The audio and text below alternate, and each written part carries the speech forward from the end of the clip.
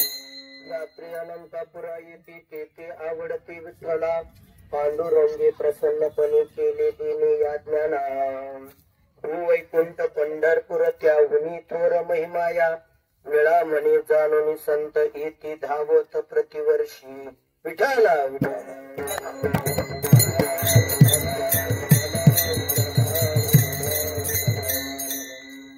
महायोग पिते तटे भीमरथ्या वरम पुंडरीकाय दातु मुनीन्द्रये समागततिष्ठन्तमानन्द कंदं परब्रह्मलिंगं भजे पांडुरंगं पांडुरंगा करो प्रथम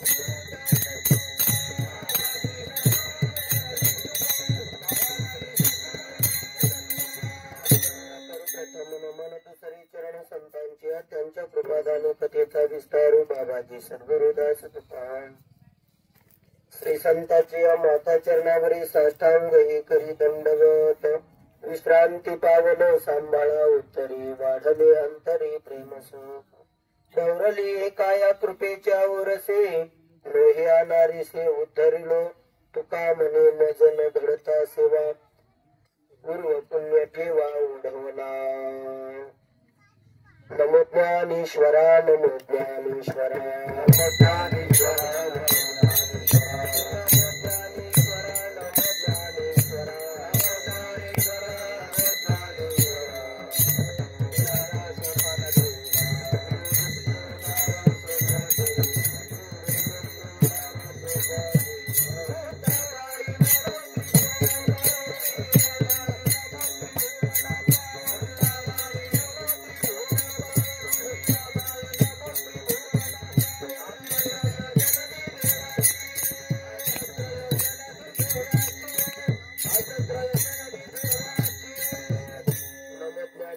नमो ज्ञानेश्वरा निवृत्ती उदारा सोपान देवा मुक्ताबाई नमो त्रिभुवन पावनी अद्यत्रय जननी देवाची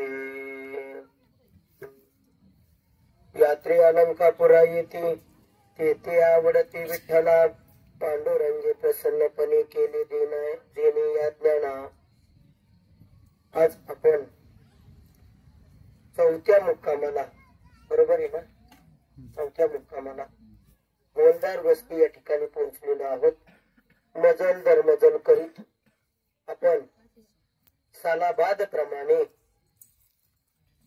रामकृष्ण महाराजजी काळे गुरुजी, परमपूजनीय स्वानंद सुखनिवासी वैकुंठवासी बंसी बाबा व रामकृष्ण महाराज काळे गुरुजी यांच्या कृपा आशीर्वादाने, त्याचप्रमाणे हापशे बाबा यांच्या प्रेरणेने व परमपूजनीय भगवान महाराज जमले शास्त्रीजी यांच्या विशेष मार्गदर्शनाखाली हा दिंडी सोहळा आपला चालू आहे. आणि आज चौथ्या दिवसाची कीर्तनरूपी सेवा माझ्याकडे या ठिकाणी महाराजांकडून आलेली आहे. असं वास्तविक नाव उद्याच होतं, पण आपली दिंडी आहे काय. आणि महाराज पण म्हणले वाकचौरीच कीर्तन, कोणाचं कीर्तन आहे. हा, मग ते असले काय मी असलो काय, म्हणजे इतका एकोपा आपल्यामध्ये असणं आवश्यक असो. बाबाजींच्या आज्ञेने या ठिकाणी सेवा करण्याचे बाल आहे. आपण ज्या वस्तीवरती आता या ठिकाणी आहोत ती हवालदार वस्ती आहे आणि जनाईने अतिशय सुंदर गुरुजींच्या कालापासून त्यांनी या ठिकाणी सेवा केली. आज त्याच सेवेचं फळ या कुटुंबाला अतिशय सुंदर प्राप्त या ठिकाणी झालेलं आहे.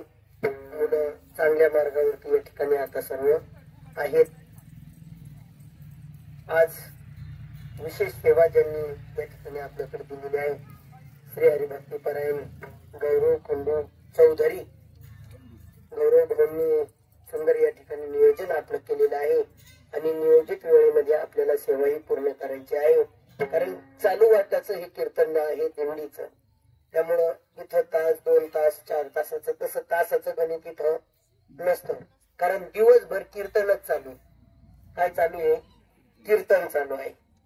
हा, जेथे कीर्तन हे नामघोष तरी ते निर्लज्ज हरीचे दास. कृष्ण विष्णू हरी गोविंद या नामाचे मुखळ प्रबंध माझी चर्चा विशद उदंड गाते. आणि मग हे बालगोपाळांच्या संगतीमध्ये महाराज खरंच बालगोपाळांमुळे जी दिंडीला शोभा आली ना, मुलांच्यासाठी खरंच एकदा टाळ्या वाजा सांगा. आणि म्हणून की काय, मलाही असं वाटलं यात्रेलाच का जायचं, माऊलीकडेच का यायचं, याचंही महत्व आपल्याला कळलं पाहिजे. कालाच्या ओघामध्ये या गोष्टी बऱ्याचशा लोप होत चालल्या. इतर गोष्टी आपण पुष्कळ सांगतो, परंतु ह्या गोष्टी महत्वाच्या आहेत. व आळंदीचीच वारी का करायची, इतर ठिकाणी वारीला आळंदी पंढरीचीच वारी का करायची, इतर ठिकाणच्या का करायच्या नाही किंवा करायच्या का नाही करायच्या, हा ज्याचा त्याचा प्रश्न आहे.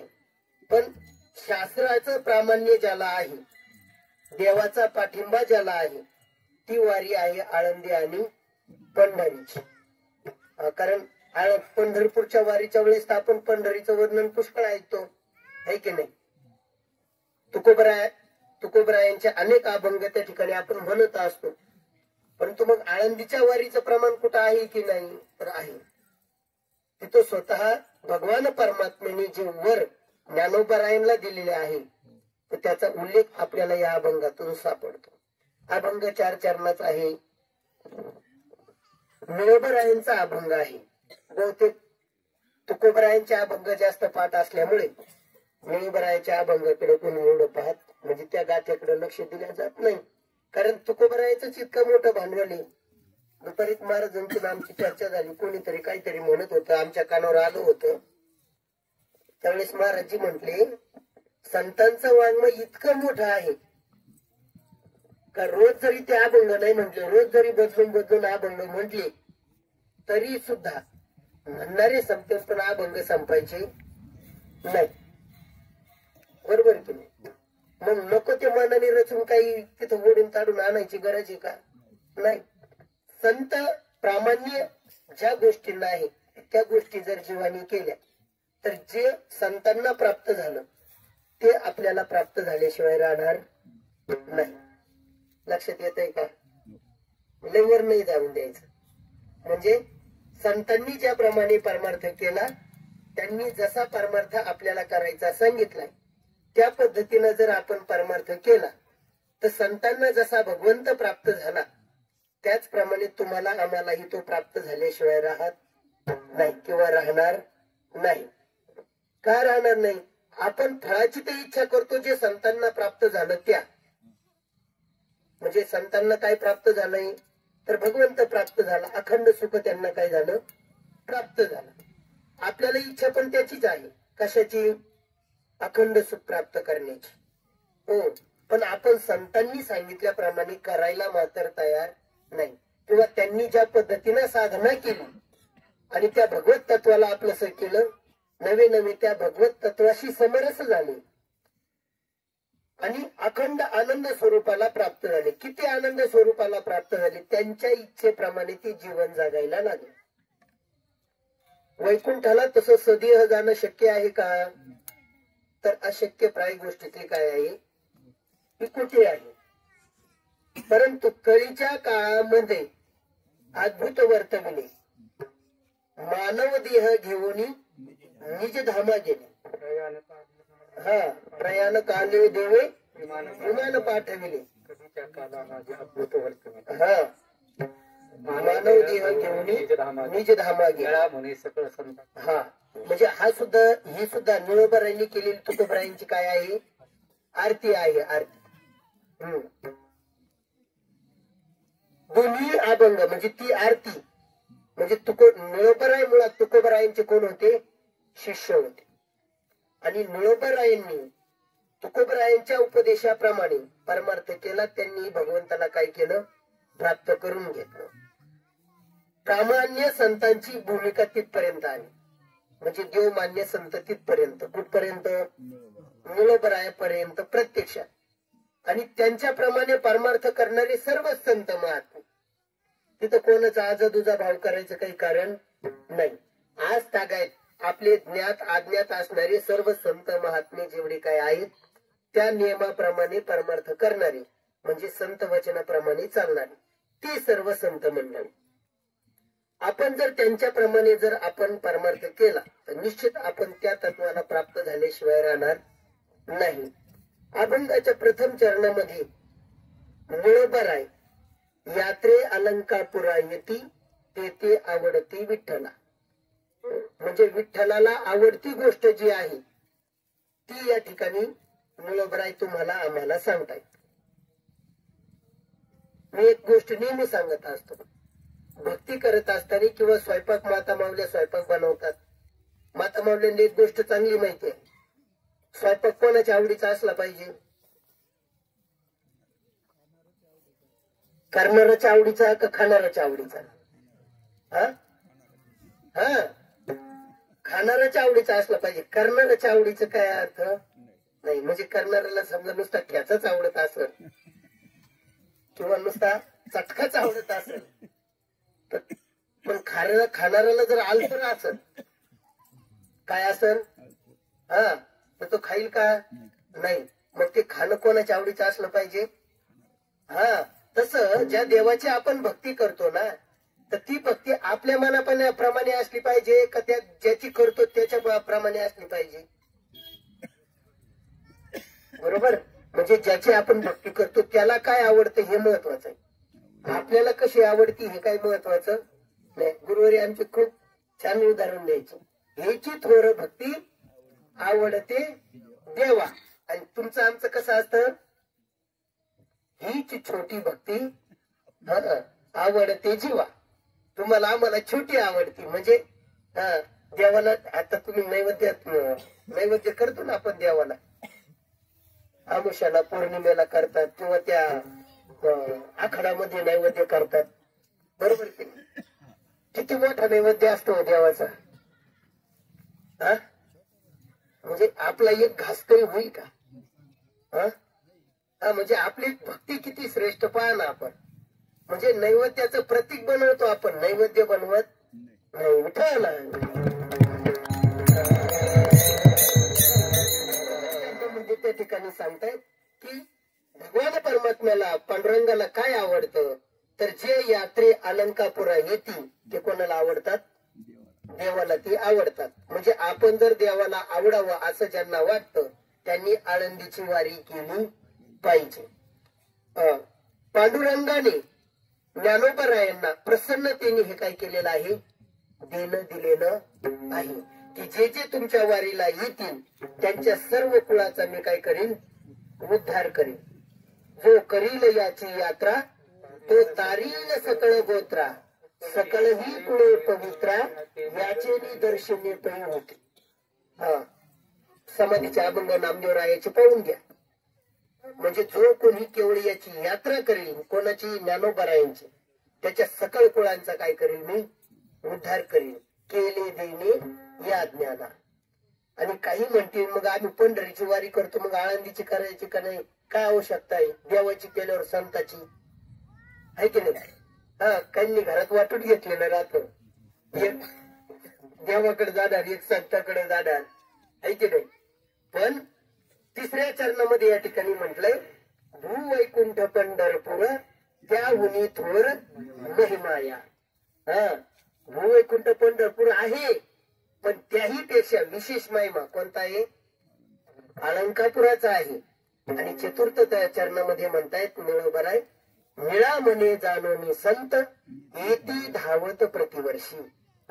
हे एवढा महिमा सगळा कळल्यामुळं जे संत मंडळी आहेत ते धावत प्रतिवर्षी म्हणजे प्रत्येक वर्षी खाडा होऊ न देता, कुठल्याही अडचणी न सांगता, मग तो कापूस राहू, नाहीतर मतदान राहू, नाहीतर कांदे लावायचे राहू, तो अडचणी सांगत नाही.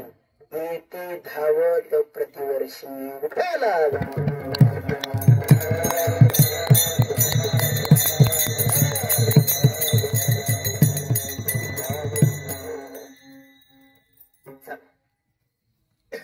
हा झाला अभंगाचा सरळ सरळ अर्थ. आता इथं जय विठ्ठल केलं तरी काय अडचण नाही, पण तुमच्याकडे पाहून तसं काही वाटत नाही, कारण दुपार नंतर चाल चालू झाली ना.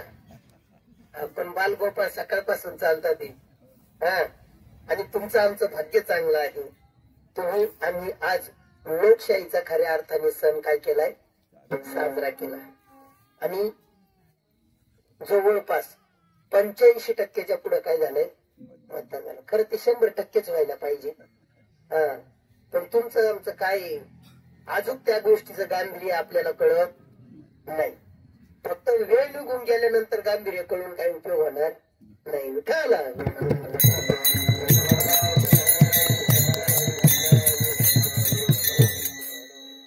कारण देशासाठी करण्यासारखं काम तेवढं एकच आहे आपल्या हातात. बाकीचं काही नाही ठेवलेलं कोणी, बाकीचे सगळे जणी त्यांनी वाटून घेतलेले आहे. पण सर्वसामान्याच्या हातामध्ये विशेष काय आहे, तर हे दान. आणि ते पण गुप्त असतं महाराज, कोणाला सांगत बसायचं नसतं. ते कालच सांगितलं ना मी, उघड केलं का त्याचं पुण्य राहत नाही. असो, आता ते होऊन गेलं त्यामुळे त्याच्यावर काही बोलायची गरज आता राहिली नाही. पण पुढे लक्षात राहू द्या सगळ्यांनी, कारण आपण आज माऊलींच्या मार्गावरती आज चाललेलो आहोत.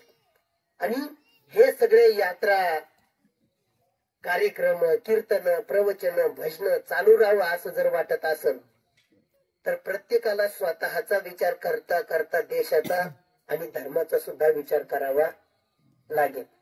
कारण छत्रपतींनी आपल्याला सांगितलेले आहे देव धर्म अन देशासाठी प्राण घेतन हाती. कशा कशासाठी? देव धर्म आणि देश. आणि याच्यासाठी आपल्याला विचार करावा लागेल. आणि हे टिकवायचं असेल तर हे जे बालगोपाळ आहेत ना आपल्या बरोबर, तर यांनाही त्या गोष्टीचे संस्कार देणं गरजेचं आहे. आता ही मंडळी महाराजांच्या संगतीत असल्यामुळं यांना आपल्याला शिकवायची गरज नाही. महाराज यांना शिकवण्यासाठी समर्थच आहेत.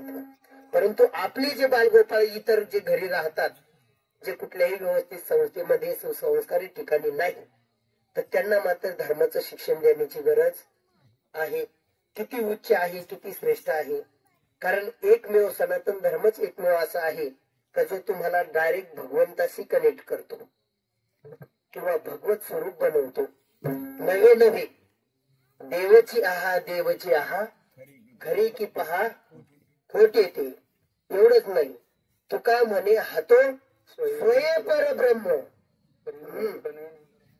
हा परी मूर्खनेने वर्म संत संग. संत संगतीशिवाय ते कळत नाही. म्हणजे कुठल्याही नुसते आपल्याला मूर्ती पूजा जरी सांगितलेली आहे, भिन्न भिन्न 33 कोटी जरी देवता सांगितलेले आहेत, पण शेवटी एक महत्वाची गोष्ट वेदांताने सांगितलेली आहे का केवळ एकमेवा द्वितीय ब्रह्म नेह नानास्ति किंचन. या सृष्टीमध्ये एकमेव एक तत्व कोणतं आहे? फक्त ब्रह्मतत्व आहे. त्याच्यापासून ज्याची जशी आवड आहे त्याप्रमाणे तो देव काय झालाय? तयार झालेला आहे. आणि त्यांनी त्याच्या आनंदासाठी ही सृष्टी निर्माण केलेली आहे. परंतु त्याच्याकडे जायचं जर असेल तर केवळ संतांची संगती करावी लागते, त्याच्याशिवाय दुसरा पर्याय नाही. म्हणजे मधला दुवा कोण असेल तर श्रीगुरु म्हणा किंवा संत म्हणा. कळावा श्रीपती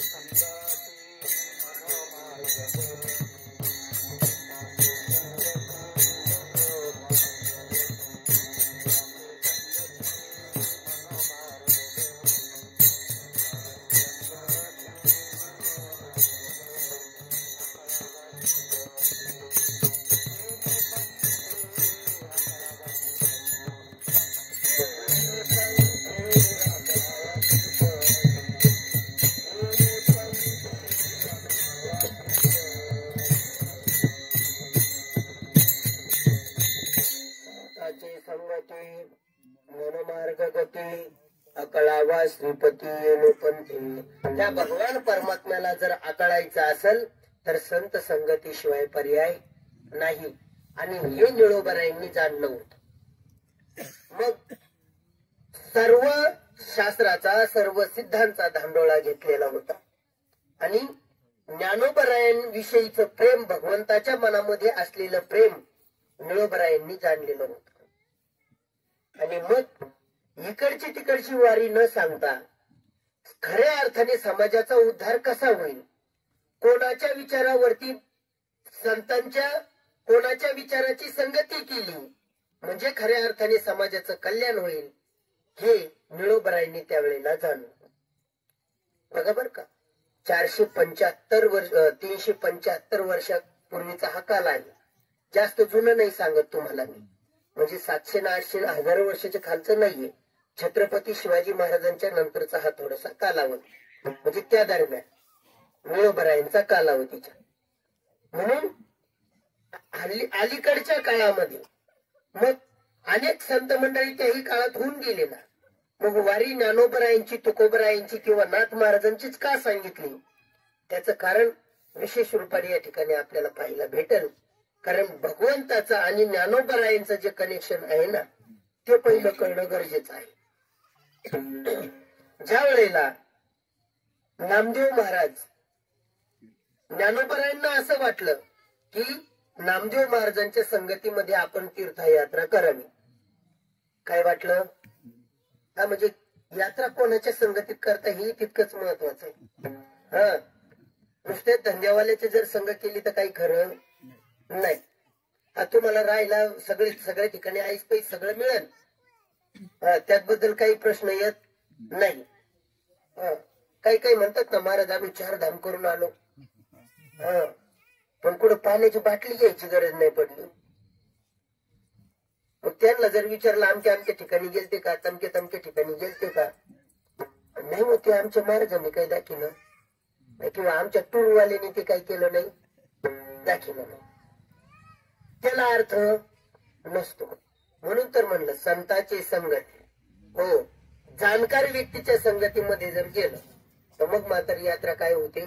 म्हणजे जसं गाडीनं जे नर्मदा परिक्रमा करतात, आगाव साहेबांच्या संघाची जी मंडळी जातात, शास्त्रशुद्ध पद्धतीने त्यांची ती यात्रा ते काय करून घेतात, व्यवस्थित ते करून घेतात. तसं म्हणजे या प्रकारामध्ये ज्याच्या मंडळींना जिथं जिथं माहिती असेल तिथं तिथं त्यांनी ते केलं पाहिजे.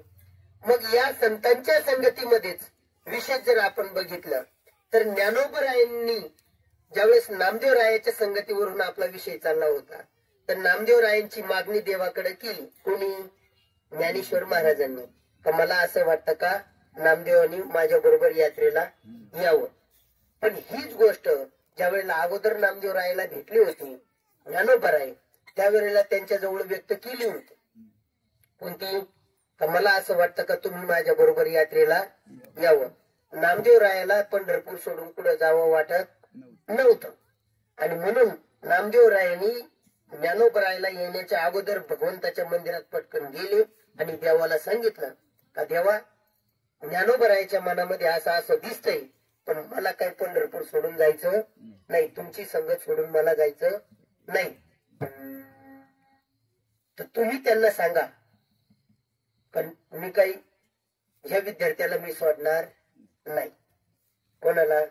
म्हणजे काही काही विद्यार्थी असतात, आई वडील जरी न्यायला आले तरी ते जात नाही, आणि महाराजांना सांगतात का त्याचा नंबर इथे म्हणून सांगा, आम्हाला काही घरी जायचं नाही. तसं नामदेव महाराजांना हे विषय त्यांचा झाला. नंतर ज्ञानेश्वर महाराज आले. ज्ञानेश्वर महाराजांनी भगवान परमात्म्याला विचारलं, आणि विचारल्यानंतर नुसतं माऊली म्हटले तर मला असं वाटतं देवा की नामदेवाच्या संगतीमध्ये तीर्थयात्रा करावी. असं म्हटल्या भगवान परमात्म्याने नामदेवरायाकडे पाहिलं नाही, लगेच हा म्हणून टाकला. आता हा म्हणून टाकल्यानंतर मग नामदेवराय मात्र काय झाले, नाराज झाले. कारण देवाला सांगून पण देवाने आपलं ऐकलं नाही. देव तर आपलं सगळं ऐकून हे का ऐकलं नाही, नाराज झाले. परंतु मग जाता जाता नामदेवरायांना भगवंतांनी सांगितलं की नामा, अरे तुला तुझ्या संगतीची इच्छा करतं कोण हे महत्वाचं आहे. मी तुला कोणाच्याही बरोबर पाठवत नाही, आणि कोणाच्याही बरोबर म्हणजे योग्य जी मंडळी असतात ती जी मंडळी निर्णय घेतात त्याच्यामध्ये लहान मंडळींनी संशय घ्यायचं काही कारण नसतं. आता आमच्याच बाबतीमध्ये आमचे गुरुवर्य शास्त्री महाराज वेदांताचार्य तुकाराम महाराज शास्त्रीजी 4 वर्ष मुलाचे झाल्याशिवाय त्याला कार्यक्रमाला बाहेर पाठवित नव्हते. हा शांतीपीठाचा नियम होता. म्हणजे गुरुवर्य भगवानजींच्या मुळेच मला तिथं राहण्याचा काय आला, योग आला. 1997 साल्यात 20 एप्रिल 1997 ला. पण तिथला नियम होता. पण त्याच्यामुळे मग तिथं जे कलाकार वगैरे असायचे ते काही तिथं टिकत नव्हते. कारण ज्यांना बाहेरचा वारा लागलेला असतो ते एकरूप तिथं होणं शक्य नसतं. पण महाराजांचा नियम होता 4 वर्ष ते कधी कार्यक्रमाला जाऊ देत नसायचे. आणि घरी सुद्धा जरी दिवाळीला सोडलं तरी 4 दिवसाच्या वर दिवाळी नसायची. बहुतेक वेळा आमची दिवाळी झाल्यावरच राहायची. दिवाळीला आम्ही तिथंच असायचो, कुठं? आळंदीमध्येच. त्यावेळेस कधी कधी असं राग पण यायचा, महाराज आपल्याला का ठेवून घेतात. पण तुम्हाला खरं सांगू, घरच्यापेक्षा आळंदीची दिवाळी लई विशेष राहायची. म्हणजे ते माऊलींच्या दरबारामध्ये सुंदर दिवे वगैरे खूप खूप, आणि प्रातः काळचं भजन वगैरे खूप, पुन्हा भजन संध्याकाळची सुद्धा वातावरणच वेगळे. महाराज ज्यांनी ते उपभोगलं तो पुन्हा बाहेर पाहत नाही.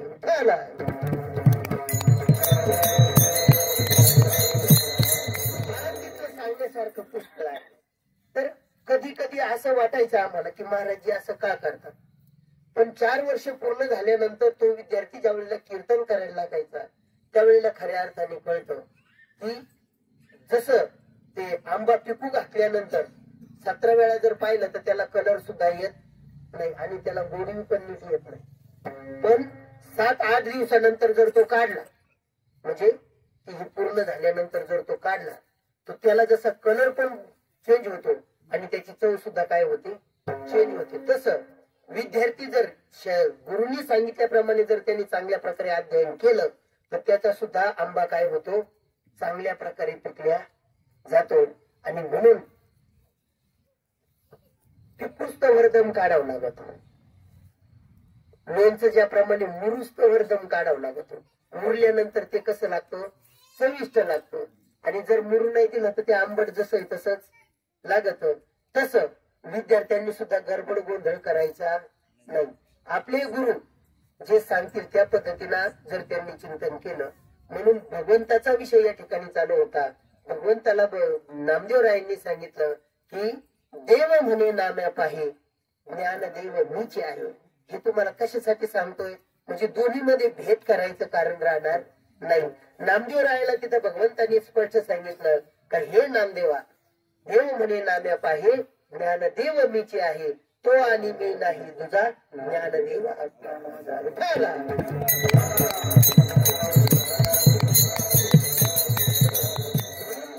पंढरपूरची वारी केली काय आणि आळंदीची वारी केली काय, पण आळंदीच्या वारीमध्ये डबल फायदा. कोणता फायदा आहे, डबल फायदा. देवाची वारी, संताची वारी, दोन्ही वाऱ्या कशामध्ये घडतात.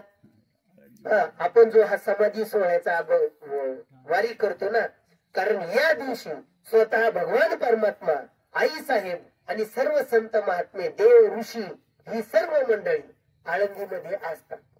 आणि म्हणून तुम्हाला आम्हाला या दोन्ही वाऱ्या एकाच वेळेला काय होतात, घडतात. विठ्ठला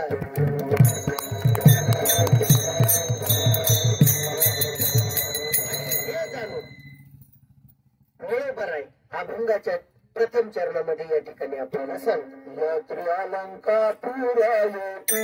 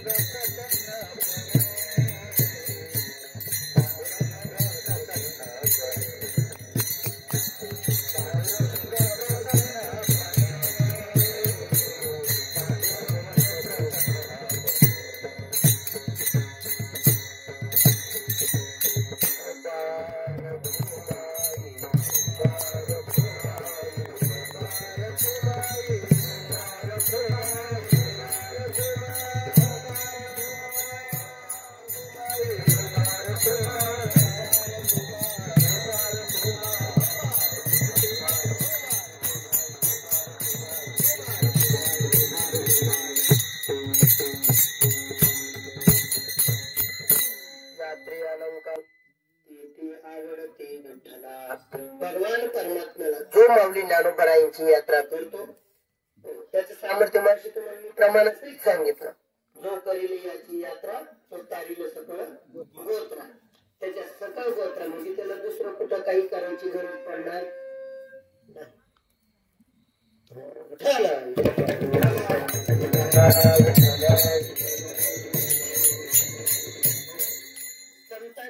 सुरुवातीलाच मी सांगितलं, संतांच्या वचनावरती विश्वास ठेवून आपण त्या प्रकारात ती साधना केली पाहिजे.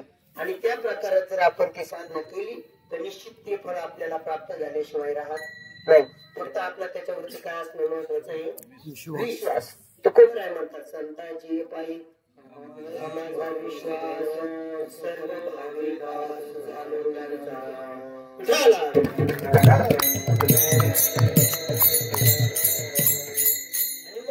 कोणाच्या मनात काही शंका येऊ नये म्हणून पांडुरंगी प्रसन्नपणे केले देव याज्ञाला.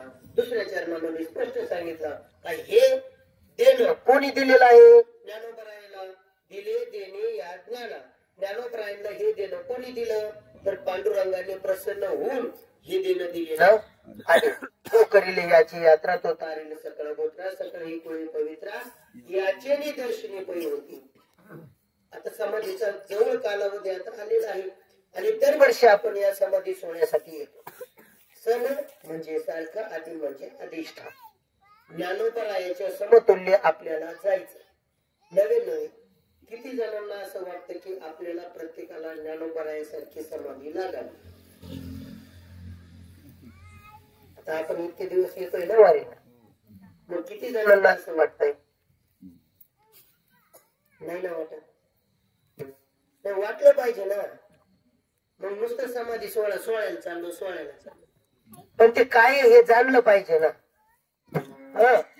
गुरु सुंदर सांगायचे वेदांताचार्य तुकाराम महाराज शास्त्री, आणि त्यांच्याकडे शिकण्याचा योग चांगल्या प्रकारे आला. 4 वर्ष संस्थेमध्ये शिकण्याचा योग आला आणि संतांच्या संगतीत योग आला. म्हणून तर मला सुरुवातीला जो अभंग म्हटलो ना की श्री संताची माथा चरणावरी साष्टांग हे करी दंड. स्वानुभव प्रत्येकाने घ्या. कोण काय म्हणतो याच्याकडे लक्ष देऊ नका.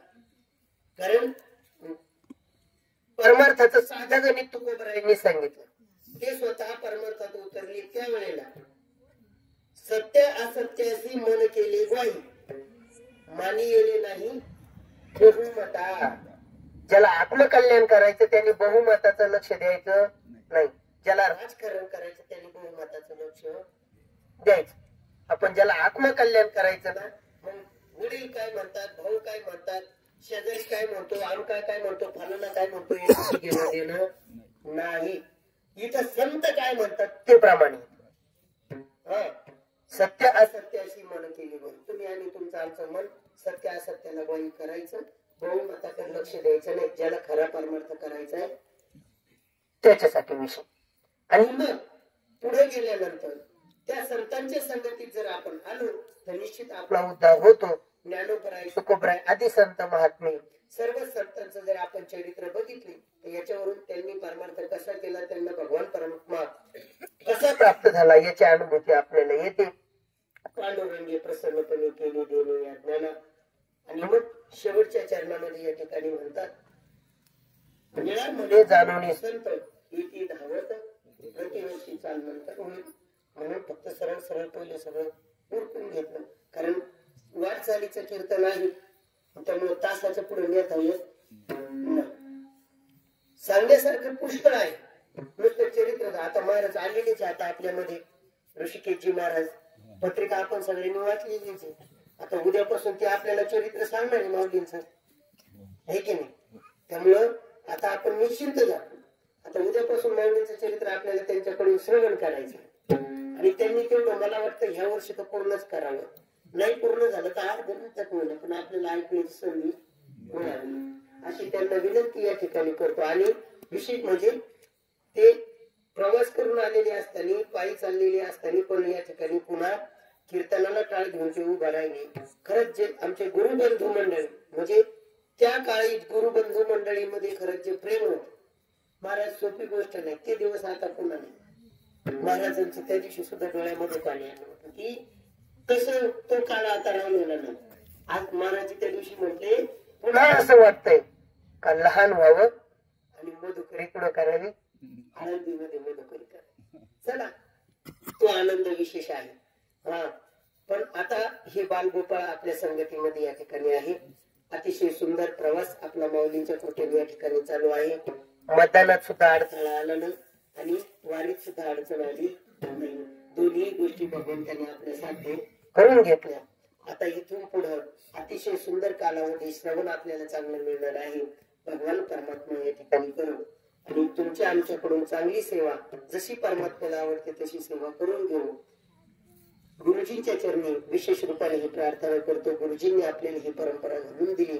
गुरुजींच्याच कृपेने तुमच्या आमच्यासाठी रामकृष्ण आश्रम गोलेगाव चौकुला विठ्ठल रुक्मिणी आध्यात्मिक केंद्र आणि या ठिकाणी रामकृष्ण आश्रम आळंदी या दोन्ही ठिकाणी आपल्याला तुमच्या आमच्यासाठी या अध्यात्माचे केंद्र गुरुजींनी स्थापन केले आणि त्या ठिकाणून जी ऊर्जा प्राप्त होती ती ऊर्जा आपल्याला कायमस्वरूपी त्या त्या ठिकाणी महाराज ज्या ज्या ठिकाणी अखंड भगवंताचं नामचिंतन चालतं त्या ठिकाणी विशेष रूपाने ऊर्जा उत्पन्न होत असते, निर्माण होत राहते आणि त्या वलयामध्ये जी जी मंडळी येतील त्यांचा सुद्धा उद्धार झाल्याशिवाय राहत नाही. कारण ही पावर त्या संतांच्या वचनामध्ये आहे, त्या संतांच्या वास्तव्यामध्ये आहे, त्या संतांच्या आचरणामध्ये आहे, त्या संतांच्या शब्दामध्ये आहे. जे संतांच्या प्रमाणे आचरण करतात त्यांच्या संगतीत आपण राहिलं पाहिजे. त्याप्रमाणे आपणही थोडं थोडं आचरण करण्याचा प्रयत्न केला पाहिजे. आणि म्हणून त्यांनी सांगितलेला परमार्थ आपण टिकवणं आपली जबाबदारी आहे आणि आपण टिकवून पुढच्या पिढीला जसा तसा देणं आपलं कर्तव्य आहे. तिथं स्टॉप करून जगणार नाही. कारण जे चांगलं असतं ते वाटीत राहायचं. जेवढं वाटीत राहतात तेवढं वाढत राहील आणि जेवढा संकुचितपणा कराल तेवढं ते आवरून घेतलं जातं. म्हणून देव सुद्धा त्यालाच देतो का ज्याच्याकडे देण्याची दानत कोणाला पण देत नाही. असं या ठिकाणी आपलं पूर्ण झालेलं आहे. ज्ञानेश्वर महाराजांचं भजन होईल. आता चाल पण थांबलेली आहे म्हणून ज्ञानोबरायांचं भजन होईल. सर्वांनी वरती हात करा. ज्ञानेश्वर